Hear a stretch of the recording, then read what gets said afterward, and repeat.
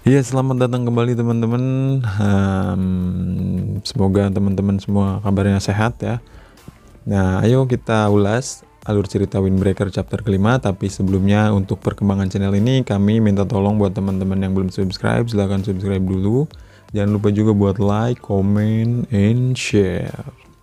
Yuk langsung kita intro aja yuk.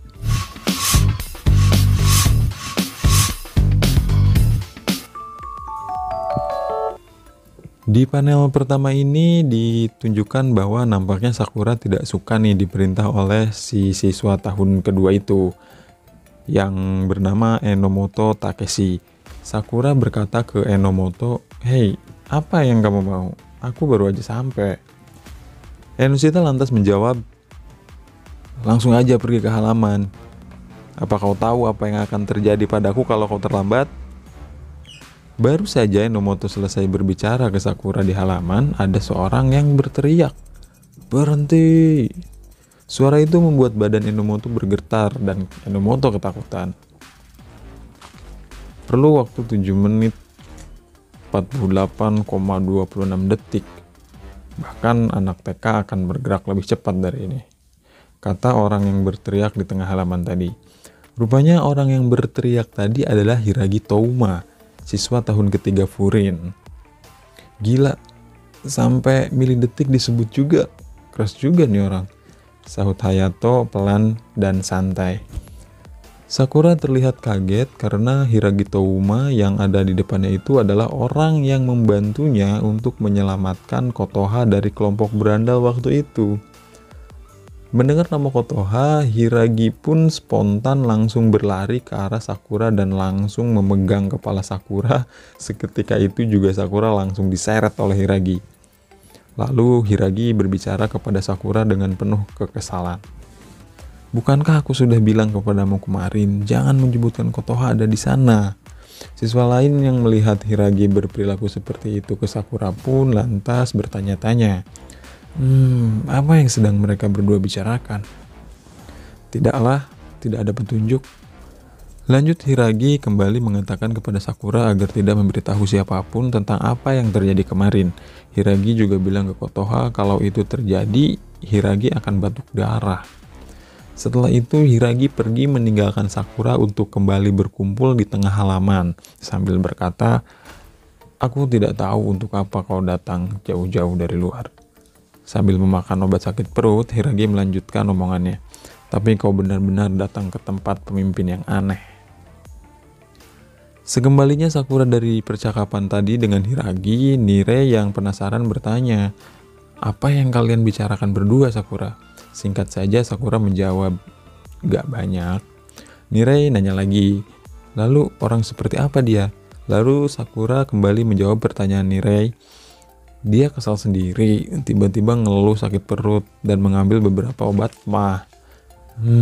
Obat mah ya, tanggap Ningray sambil menuliskan di buku catatannya. Setelah itu Nirei memberitahu Sakura bahwa Hiragi adalah sebenarnya salah satu dari 4 jenderal surgawi Bofurin. Mendengar hal itu Sakura kaget dan berkata dalam hatinya, 4 jenderal surgawi. Pada panel ini terlihat Hiragi memberikan instruksi ke semua siswa untuk membuat kelompok dengan formasi setiap satu kelompok harus ada siswa kelas 3 dan kelas 2. Setelah itu Hiragi berkata, "Ayo pergi." Sakura bertanya kepada Hiragi, "Hei, emang kita mau pergi kemana?" "Patroli kota." Patroli pun dimulai. Pada patroli pertamanya Sakura tampak kesal karena harus berada dalam satu kelompok yang sama dengan Sugishita. Dan Hiragi pun nyautin, "Aku baru saja memberitahumu kan, Umemiya memerintahkanku untuk menjaga kalian berdua. Kalian udah kelahi kan?" "Tentu tidak, aku baru saja mau menendang orang ini karena dia meninjuku," jelas Sakura sambil menunjuk ke arah Sugishita. "Kalau gitu kalian jaga jarak aman aja," kata Hiragi sambil memberi jarak di antara mereka berdua. Hayato dan Nirei pun tersenyum melihat Hiragi yang seperti itu.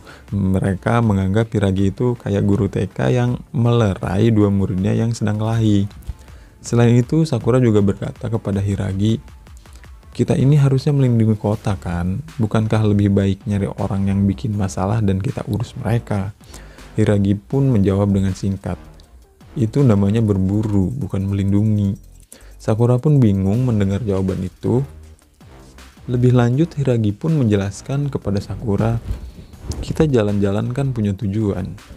Dengan hanya berjalan di kota dengan menggunakan seragam ini saja, itu akan membuat orang-orang merepotkan jauh. Kita bertarung untuk melindungi, jadi kita tidak perlu memulai perkelahian. Sakura pun bete dengar penjelasan itu dan berkata, apa-apaan itu, membosankan. Yang lebih membosankan itu kamu, orang yang di kepalanya cuma gelut, dan gelut.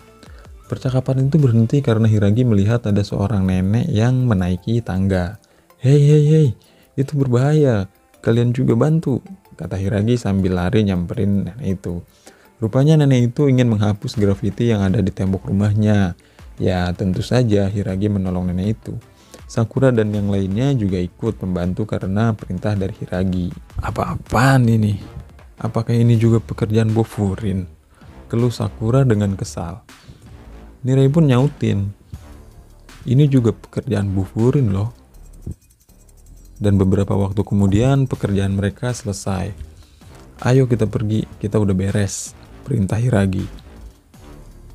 Terima kasih, ini ambil, ucap si bapak-bapak yang entah siapanya nenek itu ya. Nggak tahu dia anaknya, nggak tahu dia suaminya, nggak tahu berundungnya, nggak tahu apalah. Pokoknya dia bilang makasih sambil menyodorkan kue.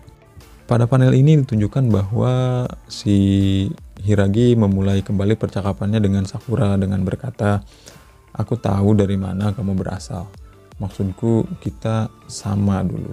Tapi berbicara dengan orang lain juga dibutuhkan. Yang kayak gitu juga cukup menyenangkan loh. Sakura hanya bisa diam mendengar hal itu sambil menatap kue ikan yang dipegangnya. Dari panel ini kita bisa lihat kalau Sakura dan kawan-kawan kembali melanjutkan patrolinya ke arah perbatasan. Sesampainya di perbatasan itu pun Nirei berkata kepada Sakura sambil merasa ketakutan, "Hei Sakura, di sini adalah batas wilayah lain. Kau tidak boleh menyebabkan masalah melewati titik ini. Ini seperti negara dengan hukum berbeda. Hukum kita tidak akan berlaku di sana. Kelompok yang menguasai wilayah sana adalah Sisi Tauren. Mereka adalah kelompok yang memegang prinsip bahwa kekuatan adalah segalanya." Mendengar penjelasan dari Nirei itu, Sakura terlihat tertarik dan berkata, "Nice, kedengarannya menarik." Nah, sesaat setelah itu, dari jauh mereka melihat ada seorang yang berlari menuju ke arah mereka, seperti sedang berusaha keluar dari perbatasan. Dan benar saja, orang yang berlari itu adalah siswa kelas 3 SMP Furin yang dikejar oleh 2 orang kelompok Sisi Tauren. Hiragi berteriak kepada siswa itu untuk lebih cepat berlari agar dapat segera keluar dari wilayah kekuasaan Sisi Tauren. Namun karena kelelahan, siswa itu malah terjatuh dan kelompok Sisi Tauren yang mengejarnya pun melompat untuk menendang si siswa itu. Namun secara tiba-tiba Sakura dan Sugishita pun melewati perbatasan dan masuk ke wilayah kekuasaan Sisi Tauren dengan menendang salah satu siswa Sisi Tauren itu. Nah, chapter 5 selesai sampai di sini. Ya, ini sepertinya akan menjadi awal suatu konflik Furin dengan Sisi Tauren ya. Di sini kita bisa lihat ya kalau si Hiragi ini sedikit tertekan dengan perilaku Sakura dan Sugishita.